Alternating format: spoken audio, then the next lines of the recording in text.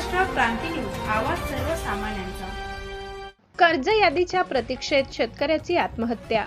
सविस्तर वृत्त असे की नेर तालुक्यातील आजंती येथील शेतकरी बबन पवार यांनी कर्जमाफीच्या पहिल्या यादीत नाव नसल्यामुळे निराश होऊन विष प्राशन करून आपले जीवन संपविले। अतिवृष्टीमुळे शेतीचे झालेले नुकसान आणि कर्जाची चिंता या दोन्ही गोष्टीमुळे बबन सुखदेव पवार वय 58 वर्ष हा सतत विवेचनात असल्याचे कुटुंबियांकडून सांगण्यात आले।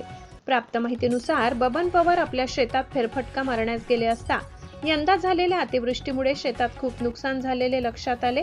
आता काय करावे, कसे होईल असा अनेक प्रश्नांचा भडीमार बाबांच्या अंतर्मनावर झाल्याने बबनने शुक्रवारी रात्री आपल्या शेतात विष प्राशन केले।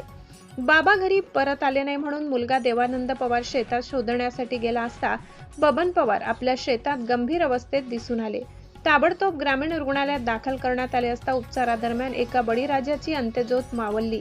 त्यांच्या मागे पत्नी, 2 मुले, सुना असा बराच मोठा आप्त परिवार आहे। महाराष्ट्र क्रांती न्यूज साठी देवीचंद्र राठोड, नेर। अशाच नवनवीन बातम्या पाहण्यासाठी आमच्या महाराष्ट्र क्रांती न्यूज या YouTube चॅनलला लाईक करा, सबस्क्राईब करा आणि बेल आयकॉनला प्रेस करा।